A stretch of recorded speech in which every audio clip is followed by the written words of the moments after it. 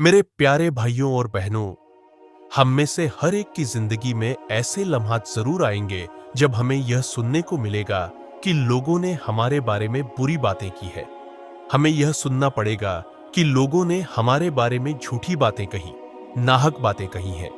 और यह जरूर होना है। ऐसा क्यों होता है?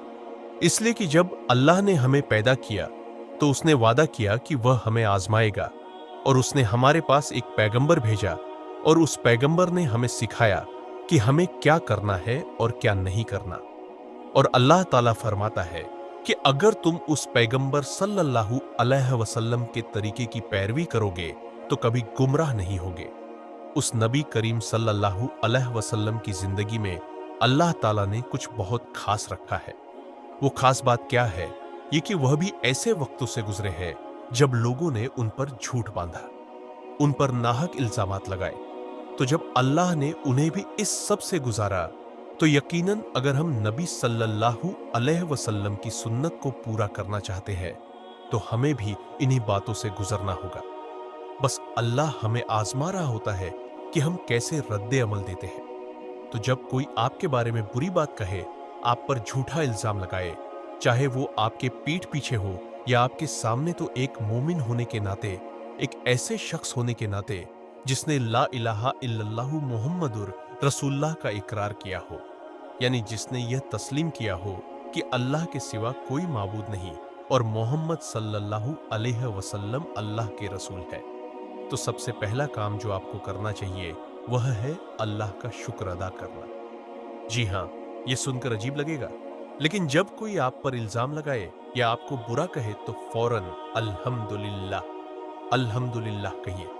शायद आपको लगे कि मैं कुछ अजीब या पागलों जैसी बातें कर रहा हूं, लेकिन हकीकत यह है कि नहीं, अल्लाह ने आपको चुन लिया है, चुन लिया है।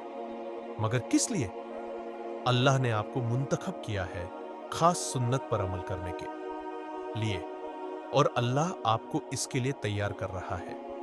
यह एक ऐसी सुन्नत है जिस पर अमल करना नामुमकिन है।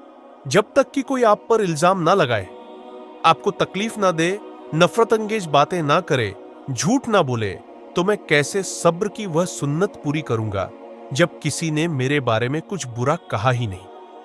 अब आपको समझ आया कि अल्हम्दुलिल्लाह क्यों कहा जाता है।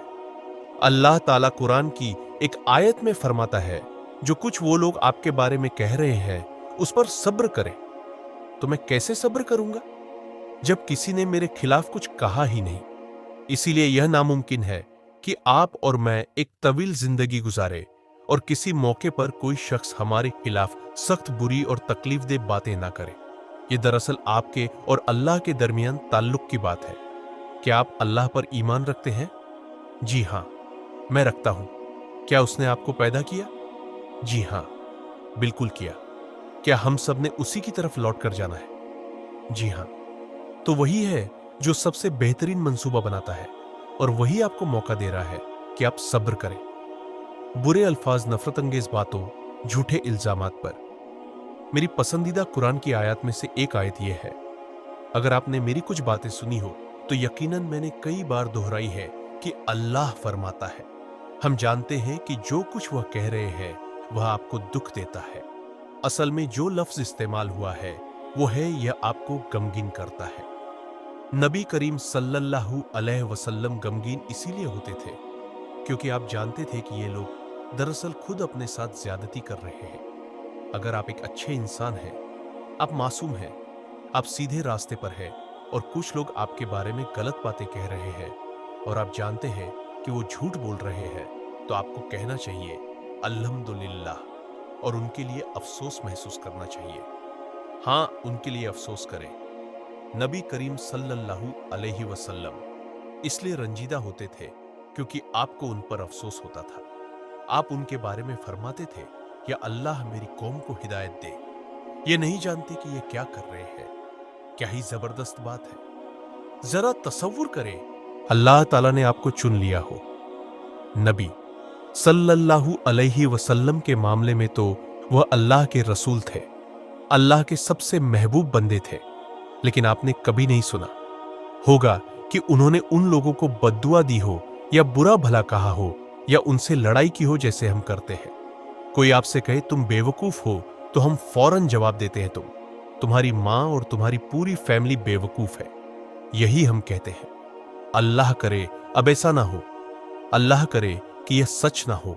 मुझे उम्मीद है कि जो कुछ मैंने कहा वो अब सच नहीं रहा, लेकिन सच यह है कि बाज औकात हम उसी तरह का रद्दे अमल देते हैं क्योंकि हम समझते हैं कि हम बहुत बड़े आदमी हैं।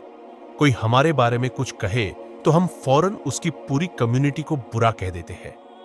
मेरे प्यारे भाइयों और बहनों, जरा गौर फरमाइए कि मनफी बातों को मुस्बत आंख से देखने की आदत अपनाइए। यही नबी करीम सल्लल्लाहु अलैहि वसल्लम की सुन्नत है। मैं ये नहीं कह रहा कि आप कुछ ना करें और बस बैठकर दूसरों को मौका दे कि वह आपके साथ जो चाहे करे, नहीं, हरगिज नहीं।